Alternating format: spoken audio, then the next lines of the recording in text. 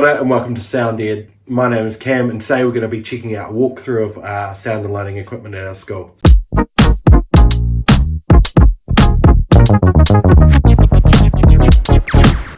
Alright, so we've just finished one of our shows here at our school. We have 4 big main music shows that we do a year, and so this is our first one, so it all went pretty well. And what I really want to do is just give you a little bit of a rundown of the gear that we're using and how we're using it. So I suppose the main place to start with is our mixer. So we're using the Allen and Heath SQ5. It's a nice compact little disc, which is great. We've been using it for almost 2 years now, and it's been really fantastic. We're also using Ableton on the computer, which is a big key part of our show as well. So we're using Ableton to run all the MIDI triggers that are triggering the scenes on the SQ. It's also running all the lighting remote triggers as well, which I'll explain a wee bit about in a minute. And we also are using it to cue all of our backing tracks as well for any singers using backing tracks. So for example, just to show you, just hold this with this end, let's press the first one, which will trigger a scene change on the SQ and a lighting change. So if I press that, changes on the SQ, light change. When we've got a backing track, so if I cue up this one, and then when I press go, backing track will play, scene change on the SQ, and then I've set up some follow actions on Ableton, which is triggering different lighting cues as we go through. Okay, so that's kind of what's happening up the front here. Let's have a wee bit of a look at some of the gear up on the stage. So our main PA speakers that we're using up the top there, those are the ETX-15P loudspeakers, which have been really good. We had them installed about a year ago, and they've been pretty good. We also are using some of the EKX-12P as front fills, just because of the position of the speakers where they're mounted on the ceiling. We found that the front rows weren't getting quite the full experience, so we're using these as front fills. And we've also got the EKX-18P subs. Right, so normally when we're going out and doing events in the community, we're using the 12Ps and the 18Ps, and we mount them on a pole. But because we're in the hall, we're obviously using these loudspeakers. So that's all coming from the DX-16.8 Stagebox. Okay, the 96K Stagebox that comes with the SQ, and that's connected by this big digital snake that's kind of running down the middle of the hall here. So that's hooked up to that. For monitors, I'll jump up on stage here.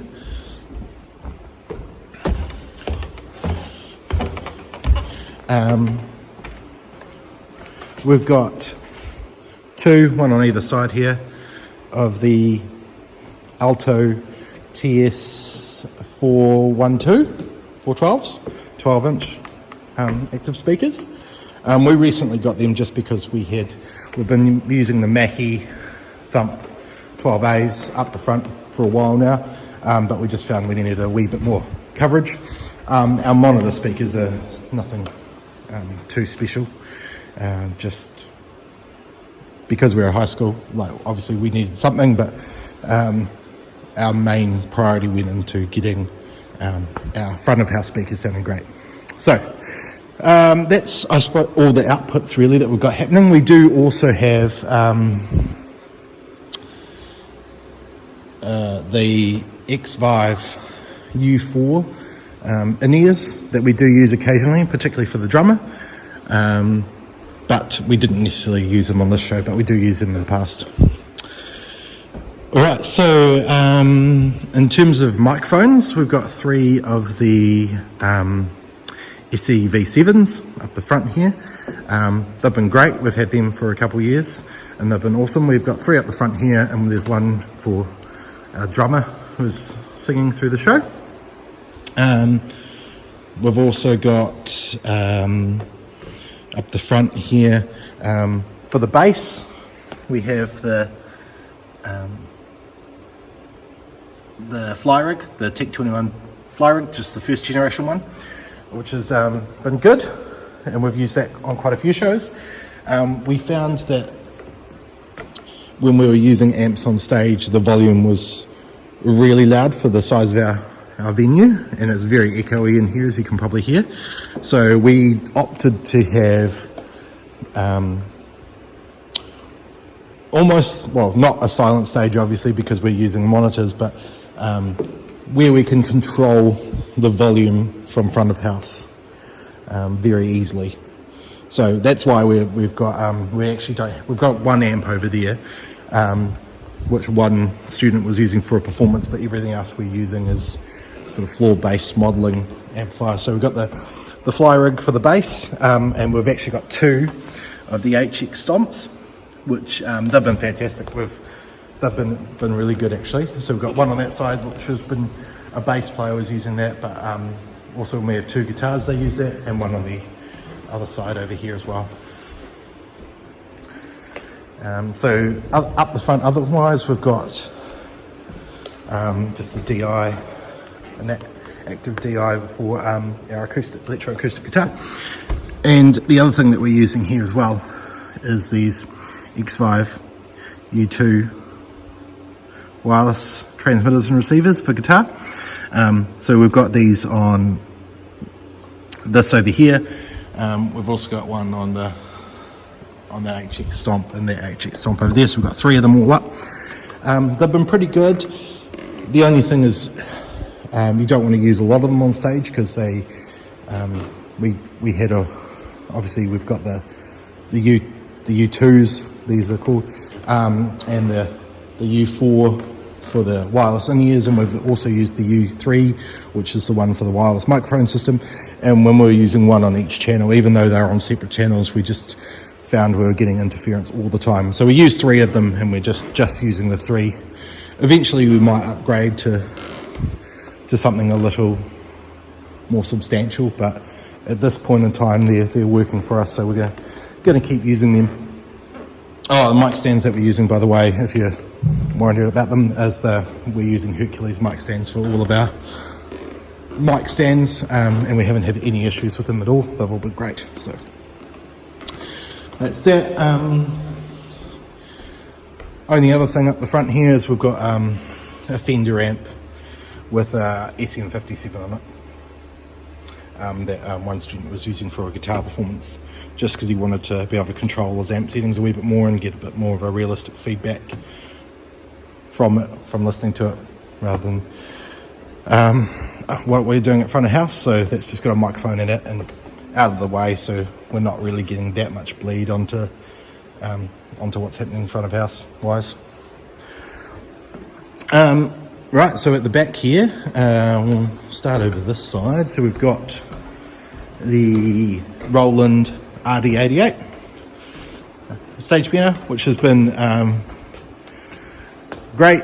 We have a Juno DS88, which we used for a long time, and then once we got this though, it's been so much better just because of the lightness of it, really. Being able to transport things, and it not take up so much room and be lighter to carry has been fantastic. So that's just hooked up to a Mackie 2-channel passive DI, which is running to our second DX-16-8 Stagebox, which is in daisy chain to the other one, and then it goes out to front of house over there. So then we've got our kit. So this is a Sonar AQ2 that we just got this year. It's been awesome. It's probably the best drum kit we've had here at school, and we've got the it's the Sabian AAX promotional pack symbols on it. And microphone wise, we've got mostly Audix microphones. We picked up, I think it's the DP4, and then we've added a couple of microphones to it. That microphone pack that has the D6 for the kick, and a D2 and a D4 for high tom and a floor tom, and the Snare microphone, which I've just forgotten the name of, and the two overhead microphones as well. So we've added an extra microphone to that there. Actually, we added the D2 and the D4 to it. It just came with the two overheads, the D6 for the kick, and the Snare mic. So we've added a few to it actually. But yeah, that's gone pretty well. So we're using the overheads mainly for the cymbals because we're close mic'd with the drums. There's the other mic in there if you're wondering with it. And out the front, you can see that position. So we've actually got a kick-in mic as well, which is the Audix Boundary microphone. I can't remember the exact model number of it off the top of my head, but I'll post it in the description if you want to check it out. The other thing which has been a new addition to the show is obviously the shield. So we recently got this because we found that when we had a drummer on stage, it just dominated everything, and we were trying to mix everything above the drums, and so this just cuts it out a wee bit. And obviously we use the microphones to put back what we cut out to give it a bit more of a full sound, because it did cut out quite a lot, which we were a wee bit surprised at, but it's been awesome. The other thing we've got here is we actually had a student playing on a cajon, so we've got that mic'd up with don't know if we can see in there, we can't, that's all right. Again, another Audix Boundary microphone inside the cajon there, which worked out pretty well. And then last but not least is the Alesis Crimson 2 SE electronic kit. We had a student who was really wanted to play an electronic kit, so we set that up for him. So that's just running again out into a Mackie 2-channel passive DI, and then from there. So that's all of our music setup essentially. We do also have you would have seen the Shure box on the top, so we are using again, can't remember the model number of it, it's because it's been here long before I've been here, a Shure wireless microphone for our MCs. So that's, as I said, all our music side of things. The other thing that we've got obviously is lights. So I'll just give you a quick rundown of that, because all of that stuff is pretty new. I'll just turn them off so we can see. While we're doing that, you can see our haze machine that we use. So that's just a cheap QTX haze machine. So up on the bar here, we've got 6 of these little beams. Most of our lights are beams lights, pretty much due to affordability, but they've been pretty reasonable quality throughout the time that we've been using them. We haven't had any big issues with them, so yeah, they've been going fine. So this is the MHL 108, sorry. And we've got 6 of them, 1, 2, 3, 4, 5, 6. And then we've got, on this back bar, we've got 4 of the Beams BT410 pars, and they're really bright, and they've been a really great addition. These lights moving headlights are pretty weak, but they just give us a wee bit of an effect, so these have been great for backlighting our performers. So we've got 4 of them, 1, 2, 3, 4 along the back, and then we have 2 Tiger 7R spot beam moving heads, which just again have been a relatively new addition. We only recently upgraded our rigging, so these were actually on the floor for a long time, but it's been great being able to hang them up there. So then on this bar up the front here, again we've got these ones here. We've got 4 of the BT410s again. We've got some pretty weak pars. These are BT270s, I think. And they're, yeah, they just add a little bit of fill in. And then we've got these old, so there's four of those BT410s. And then we've got these old QTX pars that have been here longer than I have. And yeah, again, they're nothing too special. So we've got that, and then out the front, we've got 4 Fresnels, 1, 2, 3, 4. Those are the Beams 200 watt coloured Fresnels. I'll just zoom in a bit so you can see.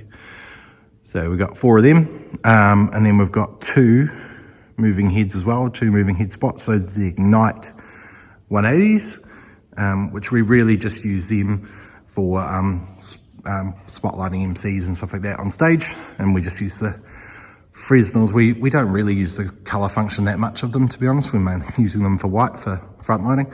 And then we've got a centre spot as well, which is the 300 watt spot. I think it's the BTS 300Z. So that's what we're looking like in terms of lighting and things like that. So that's all hooked up and they connect. We've got an NTEC D split over there, and then that cable sort of runs down the side of the hall, and you can kind of see we do have a lighting box up in the corner there, but we have been using it from down the floor at front of house most recently. So there's a big cable that goes down there and loops down there. And I'll just finish off by turning these back on, and I'll show you our lighting console.